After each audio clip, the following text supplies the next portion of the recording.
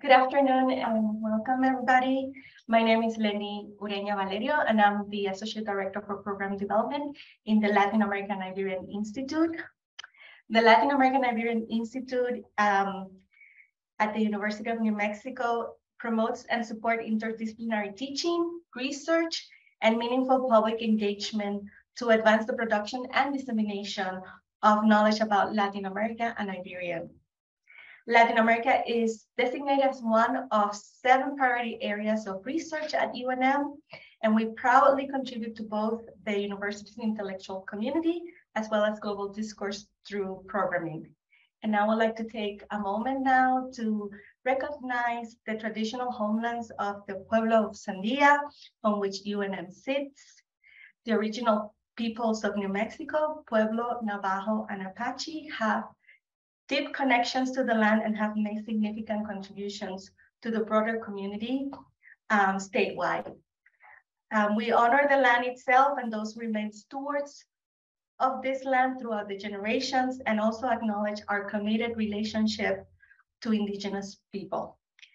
I also want to thank the International Studies Institute for the collaboration and support for today's event. And I'm honored and excited to introduce our speaker, David Abundis, who is Peace Corps Diversity Recruiter for the area of New Mexico and West Texas. David served as Peace Corps volunteer in Panama from 2018 to 2020 in the youth in development sector. He then joined the Office of Recruitment and Diversity in 2020 as a recruiter, and he was born and raised in Chicago, Illinois, and graduated with a BA in secondary education from the University of Illinois at Chicago. David, welcome to our campus, and I hope you're enjoying our fall weather. Oh, yeah. Thank you. Thank you so much, Lenny. Appreciate it. Hi, everyone. Good afternoon. Everyone joining us virtually. Afternoon. Yeah, so as Lenny mentioned, I am the regional recruiter for Peace Corps. I served in Panama as youth development volunteer, and I've been working as a recruiter since August of 2020. And very honored and privileged to be here at UNM. Feel very blessed to be here in New Mexico amongst the mountains and the fresh air. And I, as soon as I got off the plane, it was just like, yep, I should move here, So today I'm going to be talking a little bit about Peace Corps. I'm going to be touching a little bit about like what Peace Corps is, the application process, and also going to touch a little bit on my own personal experience in Peace Corps. Also, throughout the presentation, feel free to post any questions in the chat. Also, in our audience, if there's any questions, definitely want to make this like as engaging as possible. So yeah, first and foremost, Peace Corps. So we are a federal agency. We send volunteers abroad for 27 months to live and work in a local community, collaborating with local community members, community counterparts, community leaders, local organizations, local agencies to develop and implement projects that are going to benefit the community. So I'll touch on a little bit on that. But first, I'd like to tell you just a little bit about our Peace Corps mission. Our Peace Corps mission is to develop world peace and friendship throughout the world. And we do that through 3 goals. The first goal is to help the people of interested countries in meeting their need for trained men and women. So what does that mean? That means that you as a Peace Corps volunteer, you have your skills, you have your experience, and you're gonna apply those skills in your community to help train the community leaders that are there in that community. The second one, to help promote a better understanding of Americans on the part of people served. So what does that mean? It means as a Peace Corps volunteer, you're somewhat of an official US ambassador. So you're representing your community here in the US, representing your culture. Myself being Mexican American, and then also having indigenous roots on my father's side. It was something that I just like loved sharing like with my community members and something that my community members really love. The third goal, to help promote a better understanding of other peoples on the part of Americans. So what does that mean? It means that coming back from Peace Corps service, we have this knowledge, this wisdom that we learned in our host country, and that's something that we share to our communities here in the US. So I'm gonna touch on a little bit about, for you all, for our audience, just to kind of have an idea of where volunteers serve. And I will also add that there was a 2-year period where we were not sending volunteers because of the COVID-19 pandemic. Every single volunteer was evacuated in March of 2020. And in late March of this year is when we started sending volunteers out in the field again. So something that I also tell candidates is that when you're on the Peace Corps website, the apply button is always at the top right, and that apply button never disappears. It's almost as if the universe is kind of telling you, like, hey, you should really apply to Peace Corps. So countries and regions.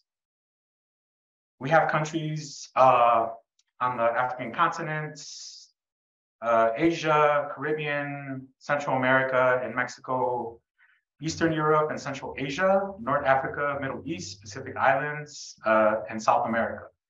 And again, when you're on the website, you can use this filter to search openings via country or specific sectors. So you're probably wondering, like, what kind of work does Peace Corps do? We have 6 sectors.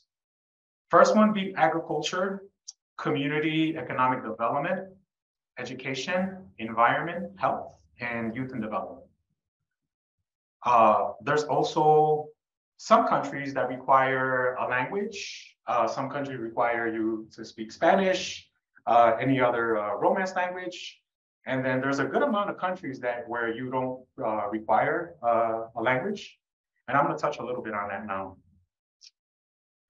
So, as I mentioned,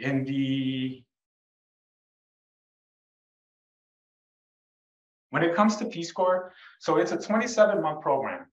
The first 3 months, you are in something called pre-service training. So pre-service training involves language training, it involves technical skills, and it also involves kind of learning how to immerse yourself in the culture. So you just give me 1 second here. I'm gonna stretch that out right quick.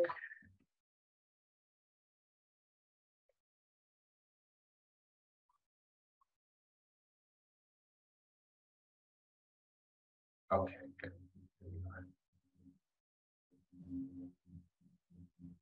So technical training, for example, if you're an education volunteer, you're learning strategies on classroom management, lesson planning, the same thing like with agriculture, environment, health. Every sector is gonna have their own type. And as I mentioned, you are also learning the language. If you already speak it, then you're strengthening it. So I served in Panama, and I was a native Spanish speaker. So before departing for Peace Corps service, I had like a language like screening. So somebody, a Panama Peace Corps staff, we had like a phone interview. So it was a way for me to kind of like get my like language assessed. In a way, it was like a 30-minute phone call. Every trainee has to do this prior to departing for service. And I placed in the advanced class just because I was a native Spanish speaker. So, you know, as soon as I got to Panama, I was like, oh, I'm native Spanish speaker. I got this. I'll be fine, you know. However, it was challenging. It was challenging because we were doing college level work. There was a part where I had to write a thesis statement and present it to like my cohort of volunteers. And that's something that was like very challenging, but yet I had the opportunity to definitely improve my Spanish as well. So as I mentioned, the intercultural competence, diversity, equity, and inclusion training, that's something that also you will receive in those first 3 months. again, we really want you to immerse yourself in the culture and really like get familiar with it. The cultural differences, what is like culturally appropriate, like what isn't, again, you're living in a foreign country for 2 years, so that's something that kind of learn to get accustomed to, learn to get accustomed to like the living conditions, the climate, whatever it may be.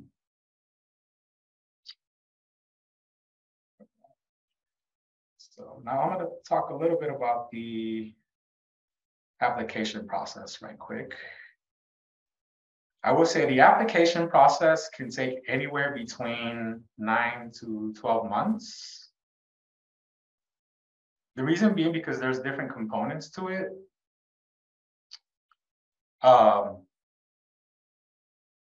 So one thing that you're going to want to do is, research the openings that are on the website, kind of get familiar with like the desired skills, the required skills of every single position, and really start to think about like, okay, do I qualify for this position? Is this something that I, see myself doing for 2 years? I see myself working here for 2 years. Every position also has a description of the living conditions as well. So that's something else to consider. Kind of think about like, okay, warm climate, cold climate, what kind of environment do I see myself living and thriving into? Yes, so 3 references. Current, previous employment supervisor, volunteer work supervisor, professor, advisor, mentor, close friend. Again, you don't have that much work experience, you can include a volunteer advisor. And definitely want someone that's going to be checking their emails, because Peace Corps sends emails. Your reference is going to have to fill out a form for to have like as a background. And then foreign language skills. If you have any foreign language skill, definitely going to want to include that unofficial or official transcript, or a certain certification that shows your proficiency exam result as well. Okay, so this is something like the pre-application checklist. Let's talk a little bit about the application process. So the first one, again, select openings, search up those openings, see what is it that might appeal to you. Really kind of think about where in the world you see yourself serving. I'm a really big believer in writing things down and having it like manifest. I don't know, that's just like something that I'm into. So yeah, write it down right now, journal it, like, yeah, universe, manifest this, bring this to me, bring this in my life. Yeah.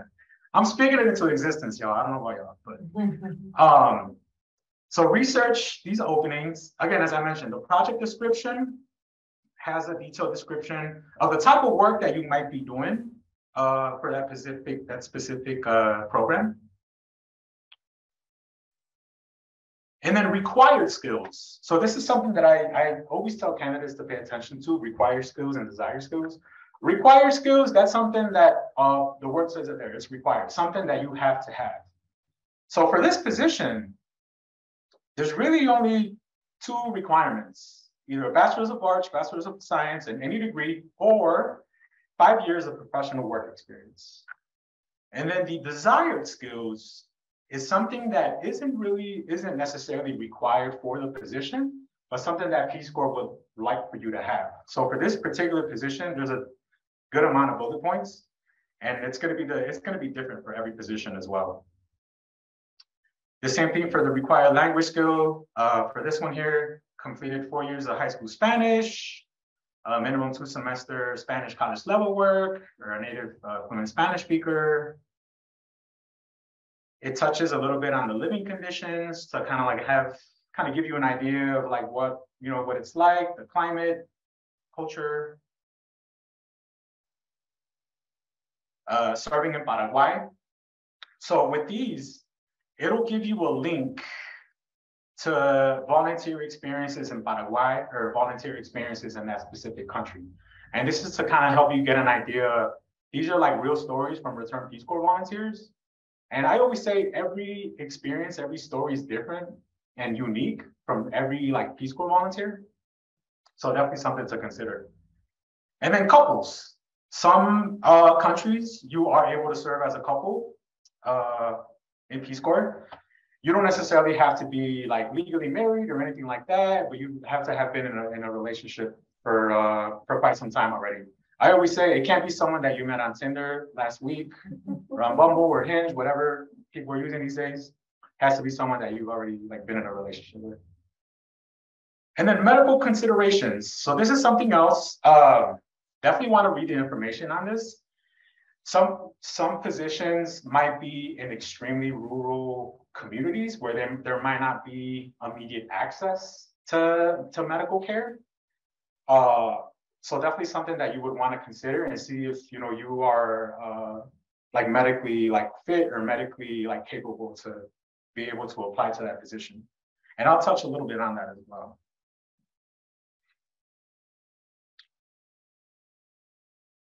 Okay, good. Y'all can still see it.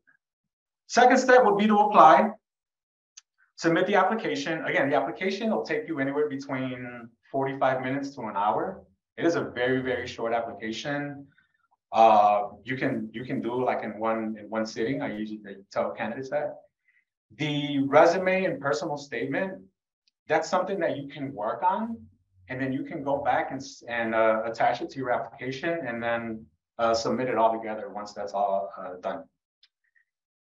And then the health history. So this is a health history form that Peace Corps asks for. As I mentioned, how some positions might be in extremely like rural communities where there might be access to like immediate like medical care.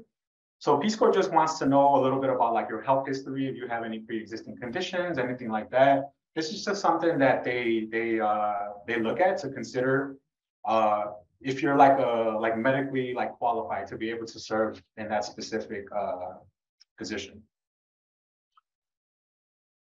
And usually it'll take, after you submit the application, it'll take around 1 to 2 months for Peace Corps to get back to you. For you to get selected for an interview. I don't want to say maybe get selected for an interview. Again, I'm speaking it into existence for everyone. You will get selected for an interview. I'm saying it right now. The interview is virtual. It's over Skype or over Zoom. That's something that the placement team will be in contact with you with. So you do the interview. It lasts about an hour to about an hour and a half. And then after the interview, let's say about a month to 2 months later is where you get invited to serve. And that is where the lengthy process starts after the invitation. And I say that because of the medical and the legal clearance. This is like what usually can take up the amount of time in that 9 to 12 months. The medical clearance, you have to submit certain medical documents to Peace Corps. You would have to go to your primary care physician and get like a medical examination, go to your primary dentist and get a dental examination. And depending where you live here in the US, sometimes it can take like a month to 2 months to schedule a doctor's appointment. So this is something that once you get that invitation and once you get these instructions about the medical clearance, something that you're definitely gonna wanna start on right away. And then the legal clearance is a background check. You have to submit documents in order for Peace Corps to conduct a background check for you. So you get medically cleared, you get legally cleared, and then onboarding, that's the fun part. This usually takes about a month to 2 months prior. I started the application process in February of 2017, and it took me about a year. It took me about 11 months. I got cleared literally like a month before I left for Panama. And prior to the parting, my onboarding process was I had to complete certain online trainings for Peace Corps Panama. I was in contact with my what we call our cohort. So your cohort is the other, like your group of volunteers that you're leaving to Peace Corps service with. You don't go to Peace Corps service like by yourself. It's not like just you on the plane. It's like you and like other like trainees. So you get connected with them. You get connected with the host country staff. This is also the time where they conduct the language assessment as well, just to kind of determine what level language class you will be placed in. And then after that is departure. You embark on your Peace Corps service assignment. So that is something, as I mentioned, it could take about 9 to 12 months, roughly. So definitely something to consider if you're thinking, you know, like, okay, like I'm a junior right now, or I'm a senior right now. If you're a senior right now, you have to, as soon as this is done, you have to email me and like, we need to get this application going. If you're a senior and you're thinking, hey, I want to leave like next late summer, early fall, definitely got to get this process going. But I tell candidates, think about it. Think about like when you're thinking of departing and kind of like plan a year in advance for that. Do we have any questions so far? Any questions?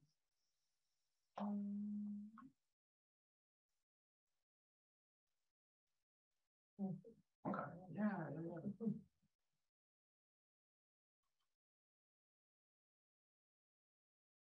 None so far. Okay, perfect. Good. So I'm gonna touch a little bit on kind of like my own experience.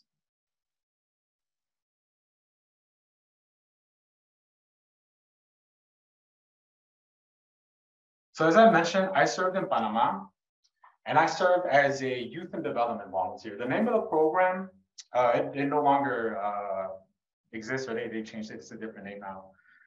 But the program I served in was called Teaching of English, Leadership, and Life Skills. So that consisted of, I was placed in an indigenous community in this province called Bocas del Toro. It was northeast Panama, so it was along like the Caribbean Sea / like Atlantic Ocean.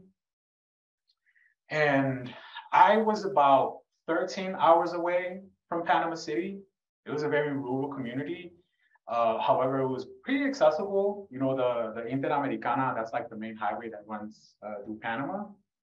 I would be able, so it was the Interamericana, and then you catch another road, and then you were there, like in my community. So it was pretty easy to get there. However, it was like very, very far. And again, every community in every host country is going to be different. Some communities are going to be very, very rural. Sometimes we have volunteers serving in like very like urban like communities. So again, that'll be different. My community was a rural one. It was a population about, I want to say about 1,000 people. And the type of, the climate there was very humid.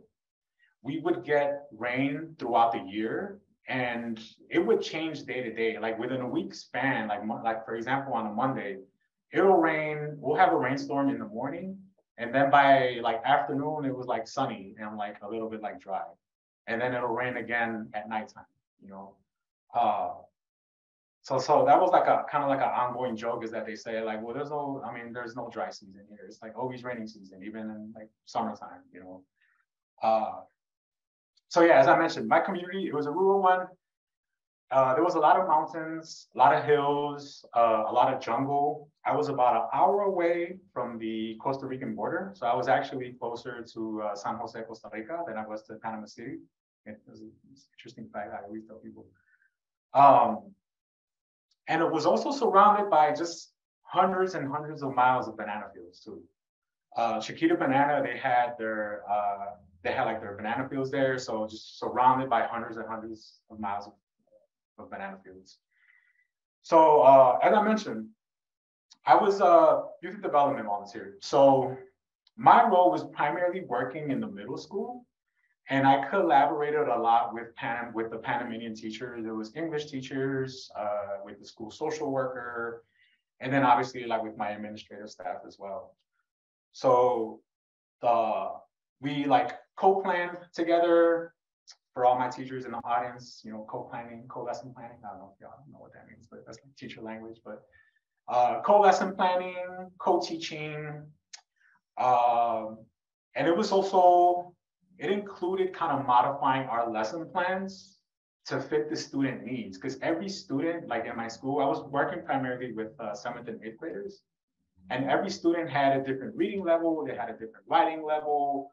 So I was working with a group of about 8 teachers, 8 like English teachers. And, you know, it involved really just kind of like observing in the classroom, sitting in the classroom, building relationships with these students, kind of getting to know them, getting to know just like their learning style, things like that. And, you know, modifying and developing these lesson plans in order for, you know, for the students to get their best, you know, to bring out the best in the students, you know. So that was the teaching of English portion. There was also the leadership and life skills portion. So that included collaborating with the school social worker and developing a curriculum that was, first of all, like culturally appropriate. Second of all, like age appropriate too, because it was for middle schoolers. And it was a curriculum that included sexual health, gender equality, and positive masculinity, and kind of like having just like, you know, career building, career developing, things like that. And then my schedule, it was like a Monday through Friday, 8 a.m. to like 1 p.m. type of schedule, because that's like when school was in session. And after school, I would hang out at my host family's house. I would like eat lunch with them. And in the community I was living in, from, I want to say from like 11 a.m. up to about 4:30 p.m., 5 p.m., the sun was just brutal sometimes. So when it was sunny, the sun was just brutal. So a lot of people kind of stay in the shade, kind of just like relax and drink coffee and, you know, just let the sun, you know, go down a little bit. So come around 5 o'clock is when I would walk out to the main road. I was about 15 minutes away from the main road. And I would like put my headphones in and just jog and just zone out. You know, that was kind of like the time for myself. That was like part of like my self-care. Self-care is something that I always tell candidates, like how, you know, what do you do for self-care right now? You know, the reason why I mentioned that is because you are going to need that in Peace Corps service. Like it's, you know, it's a great experience, but it is a challenging experience. I mean, you imagine you're living in another country for 2 years, you're away from your comfort zone, you're away from your family, from your friends, you know. So thinking about how you're going to manage that and how you're going to practice self-care to help you be your best self in those 2 years. Something that I also like to add is in Peace Corps service, we have this saying where it says like you're working 24/7 in those 2 years, because you really are. It doesn't just involve developing and implementing like a formal project or like taking data or anything like that. It involves you building relationships. It involves you like really like integrating in the culture, in the community, getting to know your host family, having that like cultural exchange, getting to know like community members, and really like being a human, you know, being a human. Because even like if you might be just hanging out at someone's house, you know, drinking coffee, like that is like work. In Peace Corps, that's work. That counts as work, you know. And that's where I really, a lot of the times, I took that time, either like with my host brothers or my host sisters, you know, when I would just be hanging out at their house or drinking coffee, is where we would have a lot of that cultural exchange. We have conversations about like where I'm from, about where they're from. With my community guide, his name was San Luciano. I would visit his house, visit his family, kind of like sit down, drink coffee. And he would ask me about like life in the US. He would ask me about, you know, politics. He'd ask me about just so many things, you know. So this was kind of the time where that cultural exchange is gonna take place. It's like in that informal setting, you know. And again, that was one way for me to, in a way, to find my family away from my family here at home. As I mentioned, like my family's from Mexico, but I was born and raised in Chicago. So there were so many parallels when it came to Mexican and Panamanian culture. Sometimes it was kind of funny because some of the other volunteers, it was like their first time kind of being in like in a multicultural setting or in a Latino cultural setting. So I recall like one occasion, one volunteer was like, yeah, they play loud music, in my community till 2 a.m. on Saturdays. I'm like, my neighborhood is like that. They're home in Chicago. I grew up with that. So that's, so it definitely felt like home in a way. But as I mentioned, that self-care for me, something that I struggled with was homesickness, just kind of like my nieces and my nephews here at home growing up and me missing the birthday parties and my friends, getting engaged, getting married, things like that. So my host family, they were like key for me, and that's for every, like, for Peace Corps service, your host family, your community guides, they're going to be your most important people in your community, because they're the ones that they're teaching you the language, they're teaching you about the culture, and you're spending most of the time with them, the first few months. So after I moved out of my host family's house, I had like my thing of like Domingo de Familia. So I would go to my host grandma's house. I would hang out with my host nieces, my host nephews. Sometimes I would cook for them on special occasions. If it was a birthday party, which there were so many kids, there'd be a birthday party like every week. And they would ask me like, oh, like, David, like, puedes cocinar like huevos a la mexicana? And I'm like, yeah, sure. So food was one way for me to kind of like share that like cultural exchange, cooking huevos a la mexicana, café con leche, canela, Chicago style hot dogs. This is, food. I always say food is a great way to share that culture. And it was also a way for me to have that self-care, kind of like have that family away from my family. Are there any questions? Any questions? We do have some questions in the chat. Yeah. So Sandra asked, can you talk about what pros and cons Peace Corps might have for a senior graduating from high school and deferring college for 2 years? Also, what about safety factors? Yes. So pros and cons, I would say you don't necessarily have to have a bachelor's degree to serve in Peace Corps service. However, you do have to have 5 years of professional experience. And a lot of positions are going to require that. There have been a lot of returned Peace Corps volunteers who have served without like a bachelor's degree and served like with associates. However, they have had that experience, in 5 years plus. And again, it doesn't necessarily have to be work experience.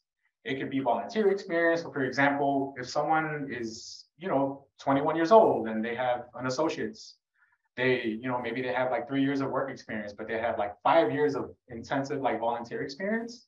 It's like, hey, you might be a competitive candidate. If you feel that you're a competitive candidate, definitely go ahead and apply. Yeah. When it comes to safety and security, so that's something that Peace Corps strongly like puts an emphasis on. There is a Peace Corps officer on duty in every host country that is online 24/7, and you can contact them like in case there's any situation or anything like that. When it comes to health, there's also a Peace Corps nurse that's online 24/7, and you can also contact them if you're like feeling sick or anything like that. But I will say, Peace Corps trains every volunteer on strategies on how to keep themselves safe. I usually tell candidates, like, they ask me, oh, was it safe like living in Panama, and I say like, it's just as safe as anywhere here in the US, In some occasions in Panama, I felt it's probably the safest I have ever felt, actually, like living in Panama compared to like in Chicago where I grew up. So yeah, you'll receive training on strategies on how to like stay safe. And again, like your host family, your community guides, those are the people that are gonna be there for you. Definitely someone that you want to like hold on to, and reach out in case there's anything that comes up. Thank you for that. I did have a follow-up question as far as are there any, I guess, consideration or like tuition? I guess I'm trying to ask, like, what are the considerations, maybe like to ease into a government job, maybe waiting until after you obtain your bachelor's degree, or there opportunities to apply for a government job, or are you given any particular scholarships for college? Yes, great question. I'm glad you brought that up too. So benefits during service, I'll touch on like the benefits during service and then after service. So benefits during service, even though you were a volunteer, you do get paid. You do get paid. You earn a monthly living allowance. You don't earn a lot of money. No one ever says, hey, I'm gonna do Peace Corps for the money. Like, if they do that, I want to know what type of Peace Corps they did so I can do too, just saying.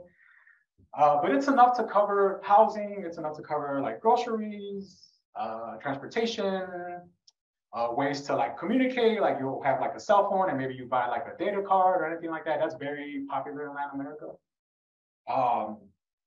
You'll also get medical and dental coverage. So Peace Corps will fully cover any medical and any dental needs that you have while you're in Peace Corps service. And then upon completing service, it says here, Peace Corps provides each volunteer with more than $10,000 pre-tax. I gotta mention that part, right? Pre-tax. It comes up to about $8,000 after taxes. That you can, it'll help you transition back home, back to the US. This is something that you can use to pay off loans. You can use for graduate school, a down payment on a car, a house, apartment. You can use it to travel. This is money that you can use just however you like. You also earn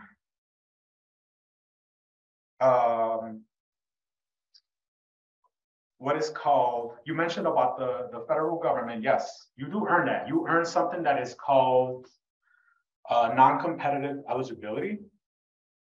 That is something that you will be eligible for a year upon completion, like your Peace Corps service. So if you finish Peace Corps service in January of 2023, you have until January 2024 to use that non-competitive eligibility to find a federal employment. Basically, when I explain it, it's if you apply for a federal job, you'll get moved up to the front of the line. So the agency will see your resume and your application before they will someone from the general public that applied for that specific job. Doesn't guarantee you employment, but guarantees you to be seen right away. So yeah, thanks for that question. Yeah, thank you. There was another question, which I kind of already touched on. Teresa says, you're considering applying to be a Fulbright scholar. Would you recommend doing your Peace Corps service before or after a program such as that? It'll really depend. It'll depend on what kind of experience, what kind of skills it is that you're looking for.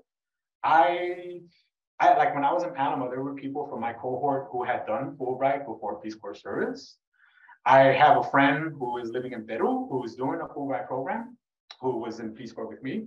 So again, that's gonna be up to you, kind of like thinking like what kind of experience and skills you want to develop.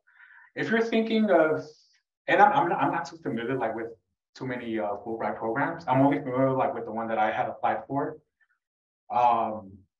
which was teaching English at a university, which in that particular position, it was going to be working in a university setting. But in Peace Corps service, it was the setting was going to be living and working in a community and collaborating with like community members and really having that like cultural exchange. So again, it'll really depend what kind of experience you're interested in doing.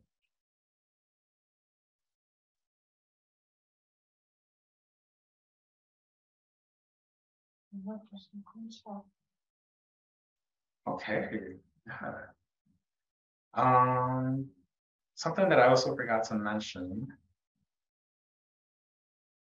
So another benefit that you can earn after completing service is you have a lifetime eligibility for the Paul D. Coverdell Fellows.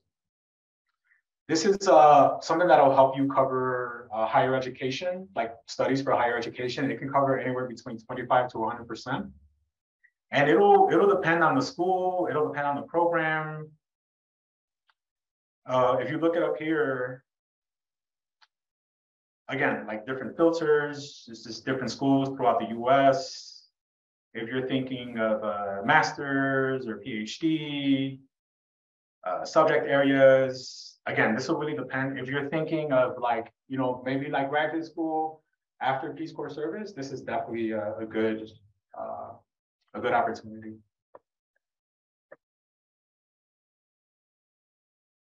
If I'm advising students about the Peace Corps, what kind of skills will I encourage them to do?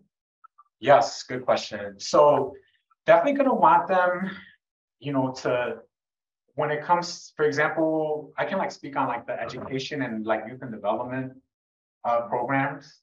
Definitely encourage them to gain experience tutoring or teaching or volunteering like at a youth center or kids center. If it's like agriculture, definitely like encourage them to volunteer or find employment like on a farm or kind of anything that will involve like that agricultural field.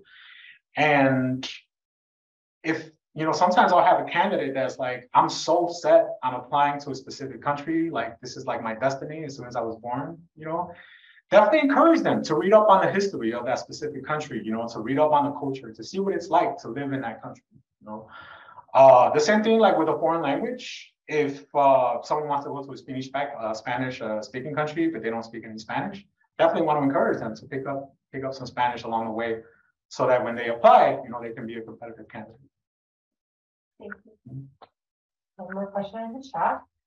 If you go into graduate school right after completing service, is there any way to extend/move that year of non-competitive eligibility until after finishing graduate school? Yes, you can. Yes, great question. Yes, you are eligible. You it's like kind of like a student loan deferment. It's the same thing with an NCE status. You can like defer it until when you finish graduate school, and then when you finish graduate school, you'll still be eligible for a year with the NCE status. Yeah. Quick question. So the host families, you have the same family for the whole entire time, and also how are they chosen? Yeah, so I'll start with the way they're chosen.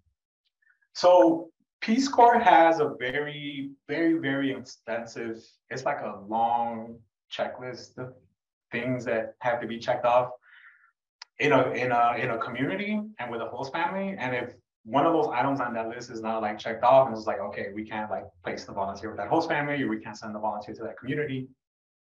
So it involves like interviews. It involves like interviewing the host family, explaining to them what Peace Corps is, kind of like expectations of like the host family and what they can expect from the volunteer as well.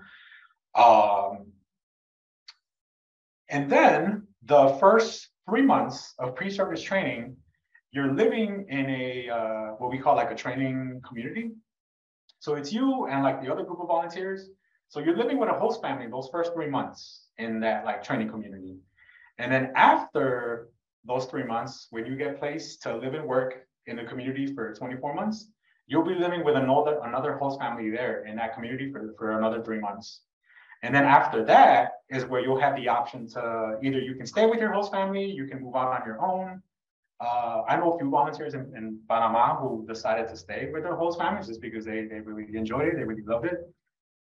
Personally, introverted.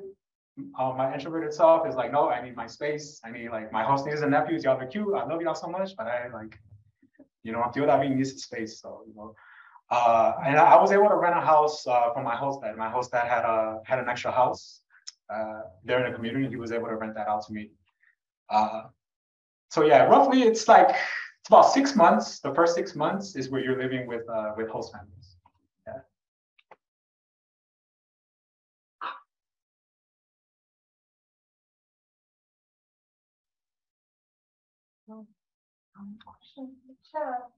Okay, good. Yeah, no, great questions, y'all. Thank you so much. Yeah, but as I mentioned, something to consider is, definitely keep those departure dates in mind. If you're thinking because Peace Corps service, as you can imagine, I mean, you're gone for 2 years, so it might be the case for like some volunteers, they might have like a mortgage to pay, or they might have a car, or they might have like pets, anything like that. That's another common question that I get is like, are pets allowed? Unfortunately, no, it's just like, this is you. So something to consider, like, okay, I have a pet, who am I going to leave them with? for 2 years. If I have a mortgage to pay, if I have a car payment, like who can I leave to kind of like manage that while I'm, gone for 2 years?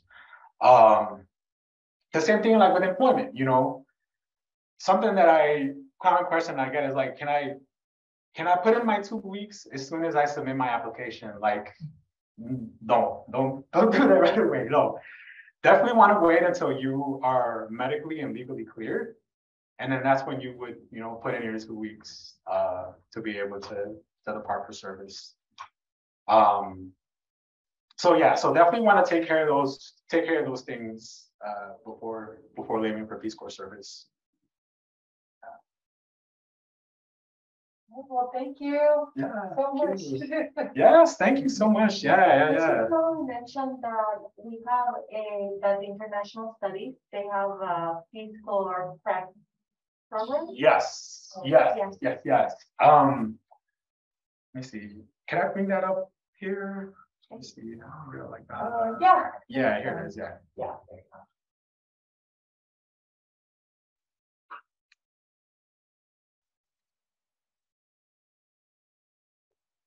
Yes. So UNM does have a Peace Corps prep program.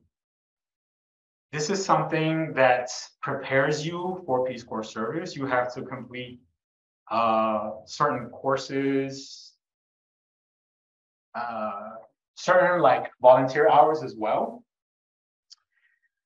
And it is Stephen Bishop is the coordinator for Peace Corps prep. This year is Ian Stewart. Ian Stewart, correct? Yeah. Stephen is on leave. He's on leave. Okay, yeah. So Ian Stewart, Ian Stewart. Again, you can get in contact with me, and then I can get you in contact with Ian Stewart as well. But yeah, Peace Corps prep it's a great advantage when it comes to if you're like a freshman, a sophomore, even if you're a junior, or like first semester, like senior year, I would even say some of these courses juniors and seniors might have already done. So you can just like count that on like your Peace Corps prep application. But if you're a freshman, sophomore, you're like, yes, like Peace Corps is what I want to do, like right away, I would definitely encourage you all to get involved with Peace Corps prep.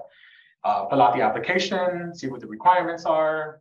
And it's a good way for you to definitely be a competitive candidate when it comes to the time for you to apply for Peace Corps service. And even if you don't end up doing Peace Corps service, or you say, no, I don't want to apply now, it'll still look good just on like on your resume and on your background. Just because organizations are gonna, they know Peace Corps and Peace Corps prep. So they're gonna see that you had training or kind of awareness on working in a multicultural setting and working abroad. Thank you so much, Lynn, for bringing that up. I almost forgot. Yeah. Thank you so much for coming and giving this information. Yeah, no, thank you so much. Thank you so much for everyone who's joining us virtually as well. And then I'm gonna I'll follow up like with an email, just like with my contact info and everything. So if anyone's interested, anyone has any other questions on Peace Corps service, the application process, definitely I'm your person to talk to. Thank you. Thank you so much. Yeah.